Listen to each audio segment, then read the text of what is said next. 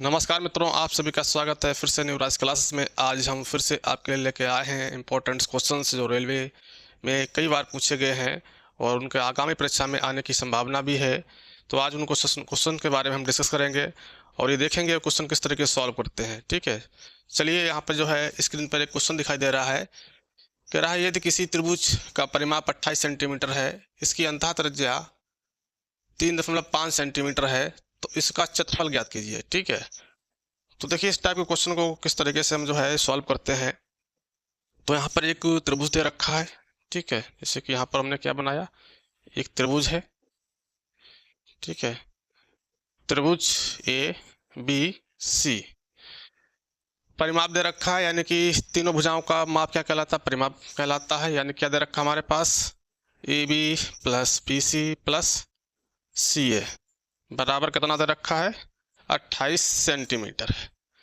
ठीक है, इसकी अंतः त्रिज्या देखिए, अंतः त्रिज्या कैसे हम ज्ञात करते हैं, कोण बी का अर्धक करेंगे और कोण ए का अर्धक करेंगे और इसी तरीके से कोण सी का अर्धक करेंगे।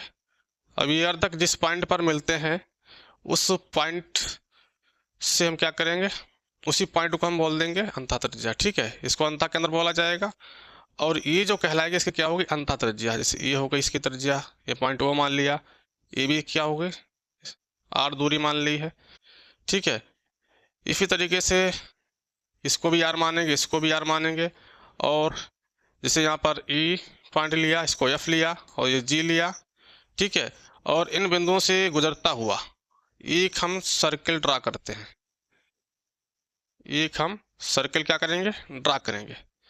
ठीक है, तो इस तरीके से इन बिंदुओं से गुजरता हुआ एक हमने सर्किल यहाँ पे ड्रा किया है और इस सर्किल की त्रिज्या कितनी है, आर है। इसी को हम अंतः त्रिज्या, ठीक है, कहते हैं।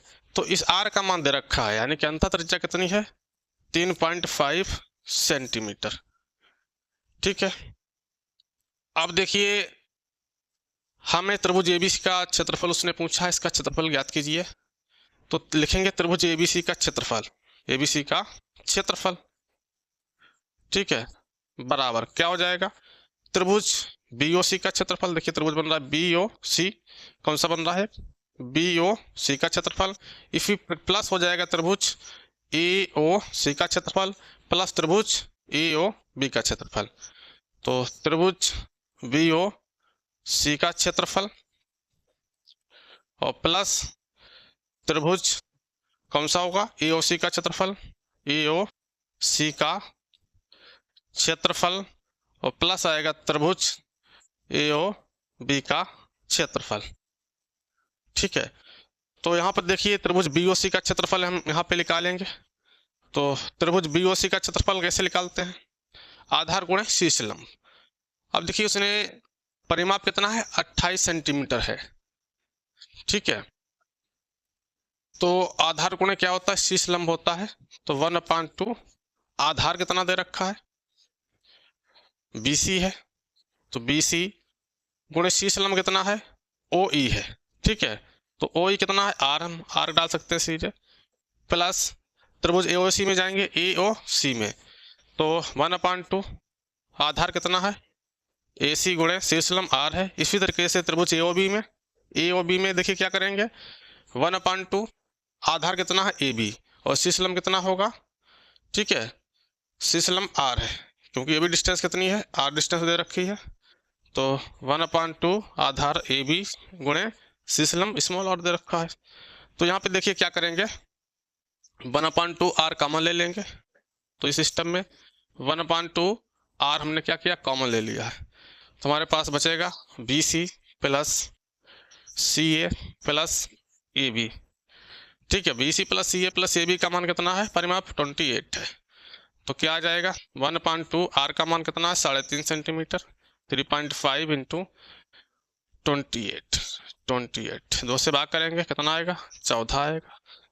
14 से इसके गुणा कर देंगे, 14 पंजे कितना हुआ, 70 और 14 3 42 और 7 कितना हो जाएगा, 49 हो जाएगा। ठीक है, 49। एक बात पॉइंट है, पॉइंट लगा दिया तो कितना आया, 49 सेंटीमीटर स्क्वायर। ठीक है, तो इसका क्षेत्रफल कितना होगा, 49 सेंटीमीटर स्क्वायर होगा। तो ऑप्शन नंबर ए जो है करेक्ट आंसर होगा। इसी तरीके से जो है अगले क्वेश्चन पर हम चल रहे हैं।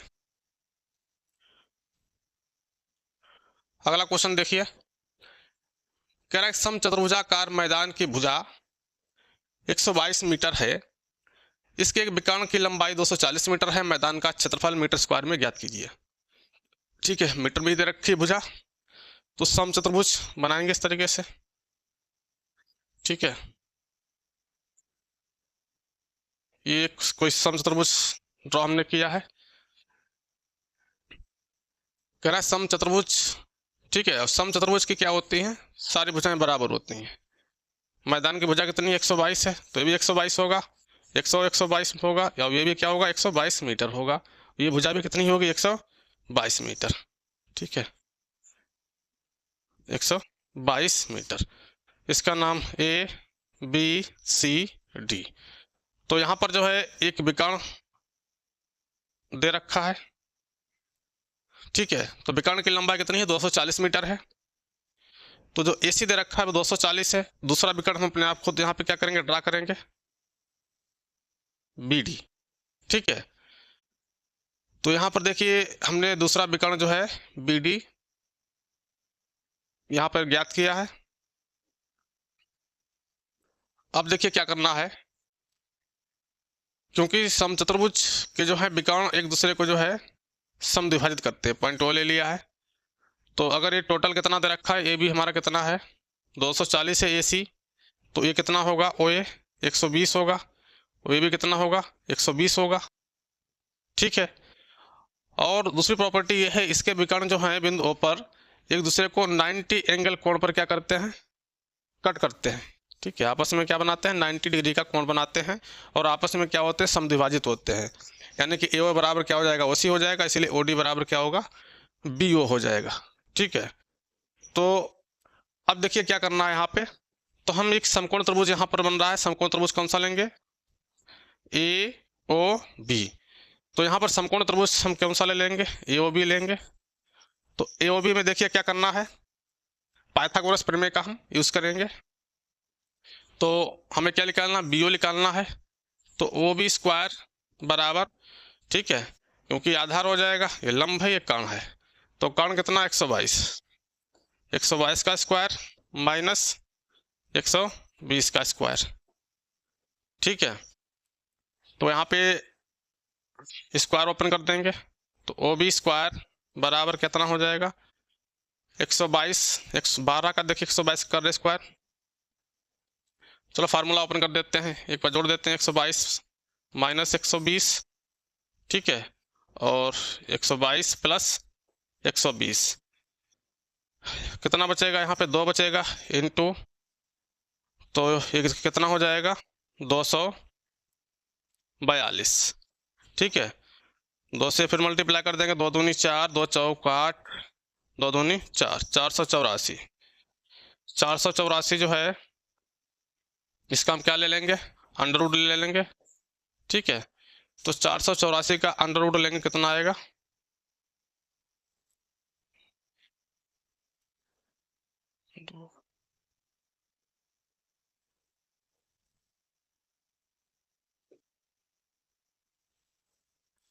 तो ओ भी का मान आएगा 484, किसका अंडर रूट होता है 22 का होता है। तो जब वो भी हमारा कितना आ गया 22 आ गया है, तो इसी तरीके से जो है ओ डी कितना आएगा, क्योंकि ये भी 22 है तो ये भी कितना होगा 22 होगा। तो अगर हम बी डी की बात करें तो बी डी कितना मिलेगा 2 गुणे 22, तो बी डी जो आएगा हमारा कितना हो जाएगा 44 मीटर आएगा। ठीक है, तो 44 मीटर हमने इस तरीके से निकाल लिया है। अब देखिए क्षेत्रफल हम यहाँ पे निकालेंगे, तो क्षेत्रफल निकालने के लिए क्या करेंगे, देखिए 2 त्रिभुज बन रहे हैं, त्रिभुज ए डी सी। ठीक है, तो ये भी त्रिभुज कैसा बन रहा है, समकोण त्रिभुज बन रहा है, तो त्रिभुज ए डी सी लेंगे। तो यहाँ पे क्या करेंगे त्रिभुज ए डी सी, ठीक है, त्रिभुज ए डी सी में देखिए इसका एरिया कितना होगा 1/2 आधार गुणे शीर्ष लंब, आधार कितना हो जाएगा देखिए 120। ठीक है, अब 120 240, ओडी निकाला, शीर्ष लंब कितना आया ओडी।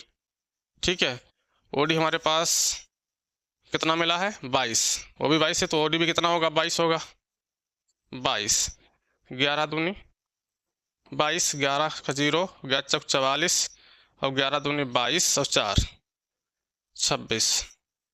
ठीक है, प्लस आप किसका निकाल लेंगे, त्रिभुज ABC का एरिया।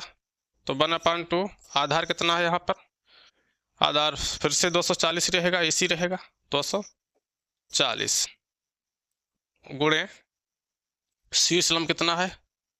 ठीक है, शीर्ष लंब हमारा उतना ही रहेगा, कितना रहेगा 22 रहेगा, क्योंकि BO कितना दे रखा है 22। फिर इसको हम कट कर देंगे 2 से, 11 दूनी कितना हो जाएगा 22 हो जाएगा, और 240 से 11 गुणा करेंगे तो पुनः कितना मिलेगा, ये मिल जाएगा हमको 2640।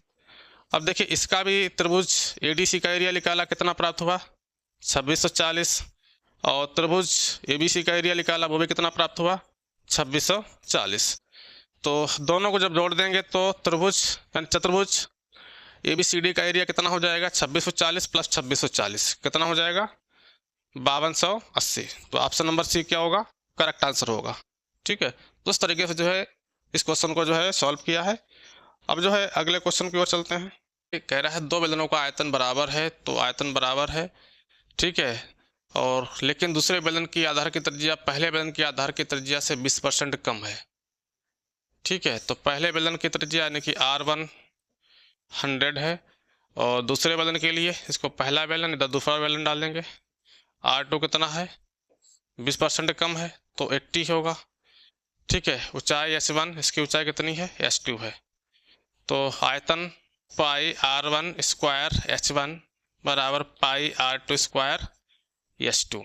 ठीक है, अब देखिए क्या करना है, पाई से पाई कैंसिल करना है, H1 अनुपात H2 निकालना है। तो H1 है H2 को इधर ले आएंगे, ऐसे R2 square upon R1 square, आगे में क्या प्राप्त हो जाएगा H1 अपान H2, R2 का मान कितना है 80, 80 का स्क्वायर अपान, ठीक है 100 का स्क्वायर। तो 80 का स्क्वायर कितना होता है 6400 अपान 100 का 10,000। ठीक है, अब देखिए यहाँ पे हम प्रतिशत वृद्धि निकालेंगे, किस तरीके से निकालेंगे प्रतिशत वृद्धि। तो 10,000, ठीक है 10,000 माइनस 6400 बटे 6400, ठीक है, और इंटू 100। तो 10,000 में फिर 6400 जाएगा, कितना बचेगा 3600, ठीक है, बटे 6400 गुणे 100। ठीक है, 2 जीरो से 2 जीरो कैंसिल हो जाएगा, और 4 से काट दिया है इसको, 4 4 एकन 4, 2 बचा 24 हो गया, 4 छंग 24 यानी 16 चौक 64 और 4 नेमा 36, 9 बटे 16, 16 से भाग करेंगे, ठीक है 9 को। ठीक है, अब यहाँ पे देखिए कितना हो जाएगा, 4 से और काट रहे हैं, 4 चक्को 16 और 4 दूनी 8, 4 पंजे 20। तो ये कितना हो गया 9 पंजे 45 और 9 दूनी 18 और 4 22 बटे 4, 4 से भाग कर रहे हैं, 4 पंजे 20, ठीक है 2 बच्चा 25 हो गया है, 4 छंग 24, एक बच्चा है पॉइंट लगा दिया है 10 हुआ है, 4 दूनी 8, 4 पंजे 20, तो 56.25। तो 56.25% आएगा। तो ऑप्शन नंबर हमारा कौन सा करेक्ट होगा, बी वाला जो है करेक्ट होगा। तो इस क्वेश्चन को जो है इस तरीके से सॉल्व करेंगे, दोनों के वॉल्यूम को हम बराबर कर दे रखा है, बराबर हैं, और H1 अनुपात H2 यहाँ पर निकालने के बाद जो है प्रतिशत वृद्धि यहाँ पे हम निकाल लेते हैं। ठीक है, अगला क्वेश्चन देखिए,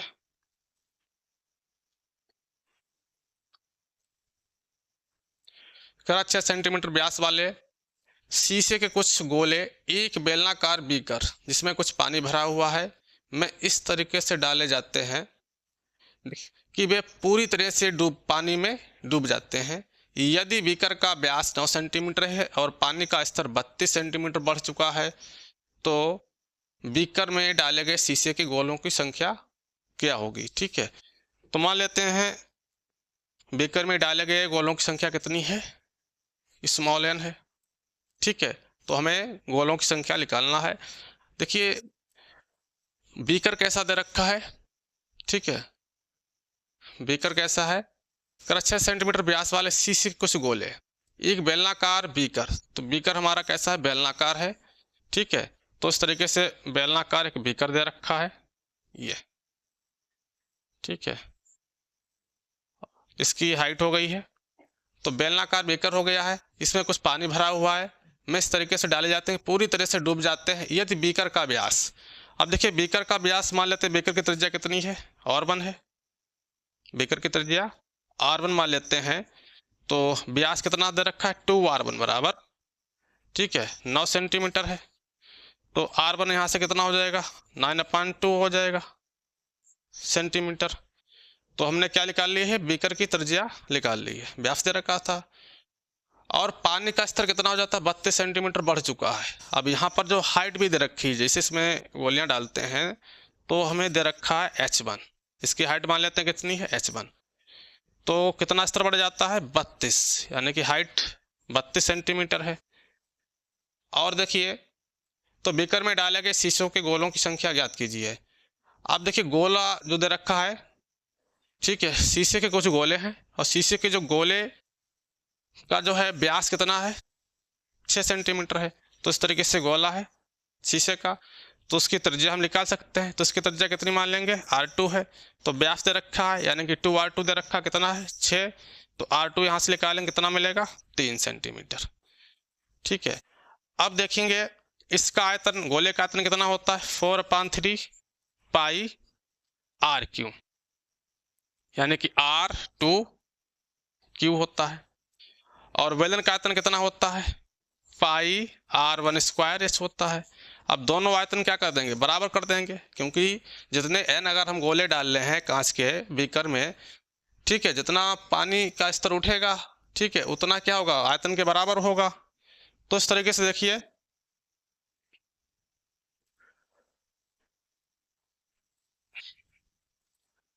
तो क्या करेंगे, n, ठीक है, एक गोले का आयतन 4/3 पाई R2 है।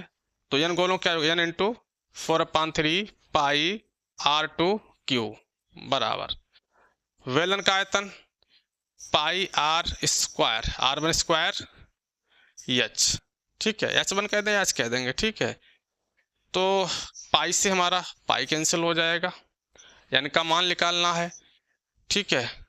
तो n इंटू 4/3 R2 कितना दे रखा है, R2 3 है, तो 3 का होल क्यूब बराबर R1 कितना है, 9/2।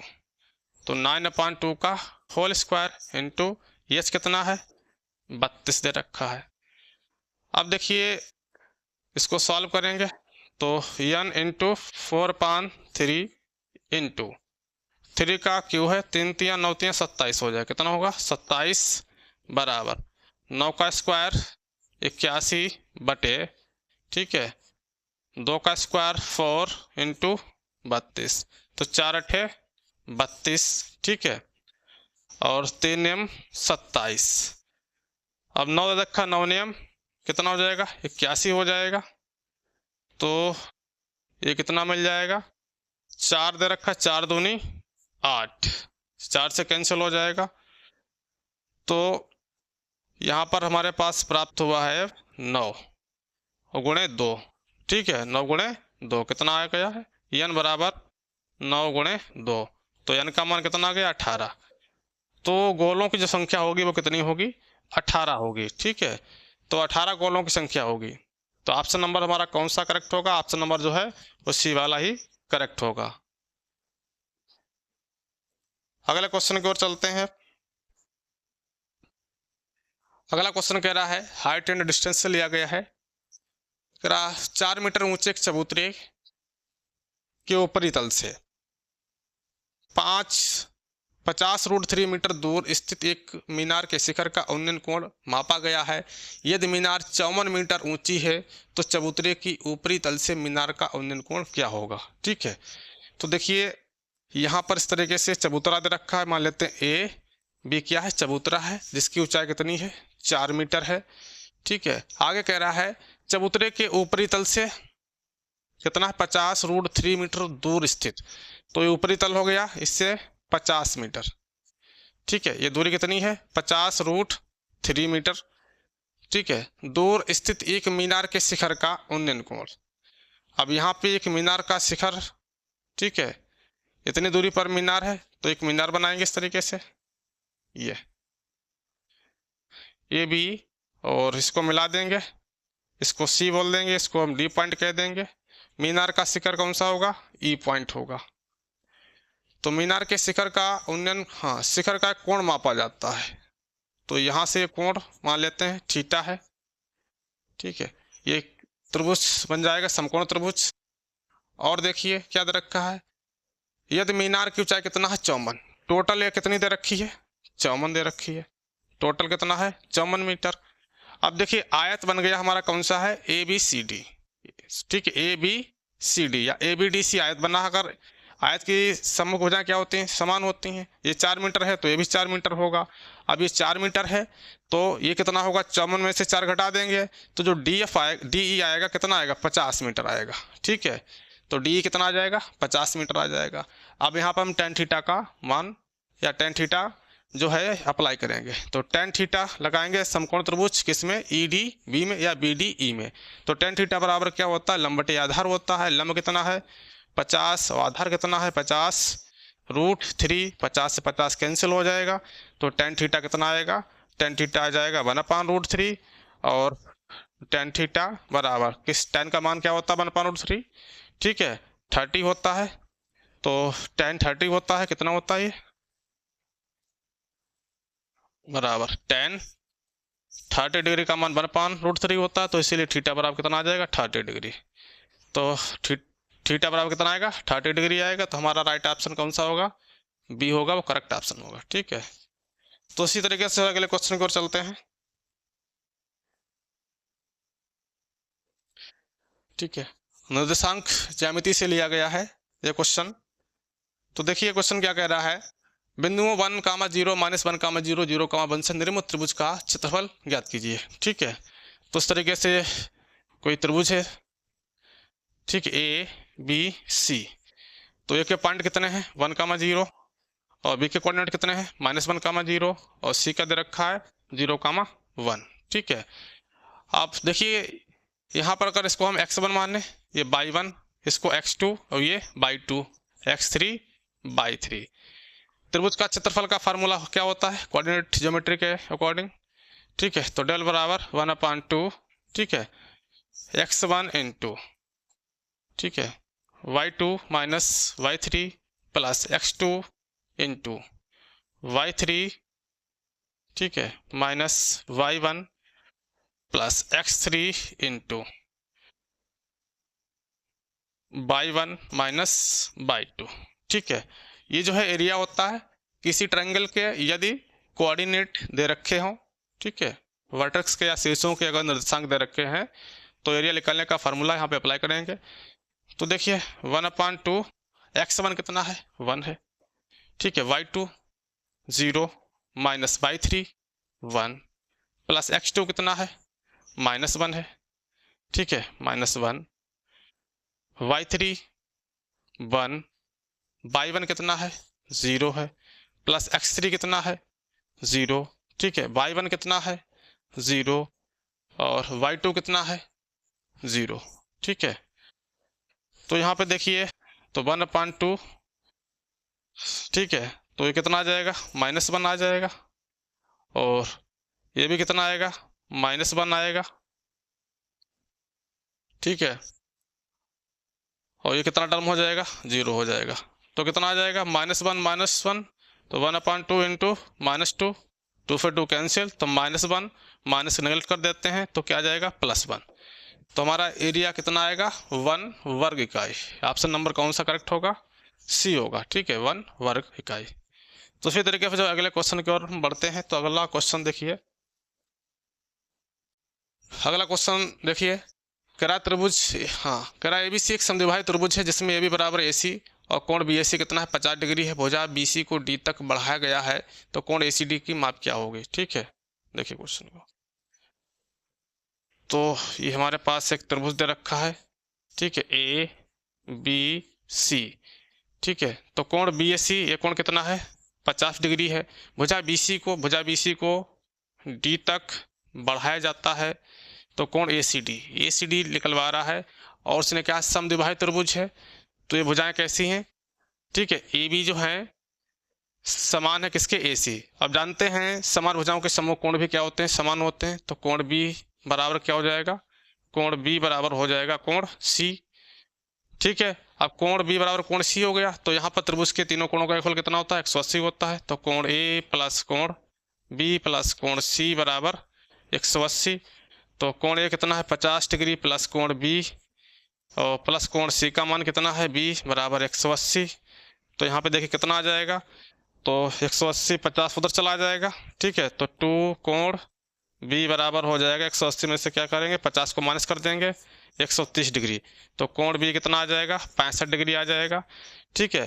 कोण बी 65 डिग्री हो गया, और कोण सी भी कितना होगा, 65, क्योंकि कोण बी और कोण सी कैसे हैं, बराबर हैं। तो इस तरीके से कोण सी 65 आ गया है। हमें कोण एस डी निकालना है, ठीक है। ये रेखा के कोण बन रहे हैं, तो कैसे निकालेंगे, देखिए। तो कोण ए सी डी, ठीक है, 180 में से क्या कर देंगे, 65 को घटा देंगे, 180 माइनस 65 डिग्री, तो कितना बचेगा, 75 डिग्री, ठीक है। देखिए तो 10 में से 5 गया 5, और 7 में से 6 गया 1, 115 डिग्री, ठीक है। तो 115 डिग्री हमारा ऑप्शन नंबर ए है, वो करेक्ट आंसर होगा, ठीक है।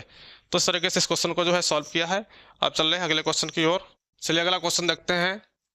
निम्नलिखित की माध्यिका ज्ञात कीजिए, ठीक है। तो माध्यिका यहाँ से पूछ रहा है, तो फ्रीक्वेंसी दे रखी है, इनको हम क्या करेंगे, माध्यिका का पहला फार्मूला क्या होता है, यल प्लस एन अपान 2 minus C F upon F into H, ठीक है। 2 4 6 7 13 13 9 22 10 32 10 42 2 44 6 50, सॉरी 50 आ रहा है। तो एन कितना मिल रहा है, 50, ठीक है। अब देखिए सी एफ कैसे निकालते हैं। सी एफ वाला कॉलम जो है, तो पहला 2 ही रहेगा, ठीक है। फिर 2 4 6 6 7 13, ठीक है। 13 9 कितना हो जाएगा, 22 हो जाएगा, 22 10 32 हो जाएगा, और 32 12 कितना हो जाएगा, 44 44 6 कितना हो गया, 50। तो हम एक सी एफ का कॉलम बना लेते हैं यहाँ पर, ठीक है। अब देखिए यहाँ पर एफ में जो है सबसे बड़ा नंबर हमारा कौन सा, 12 है। तो एफ कितना हो जाएगा, 10 हो जाएगा, ठीक है। और एल की वैल्यू कितनी हो जाएगी, ये एल का मान हो जाएगा 40, ठीक है। अब इसी के कॉरस्पॉन्डिंग में जो है हमारा सी एफ कितना लेंगे हम, 22 लेंगे, ठीक है। इस फार्मूले में अप्लाई कर देंगे तो माध्यिका बराबर, ठीक है। तो एल का मान देखिए किस तरीके से निकालेंगे, एल कितना दे रखा है, 40 प्लस एन अपान 2 यानी कि 50 अपान 2 माइनस सी एफ कितना लिया है, 22 अपान एफ कितना है, 10 है, ठीक है। इंटू एस भी कितना चल रहा है, 30 10 यानी कि 10 का डिफरेंस चल रहा है।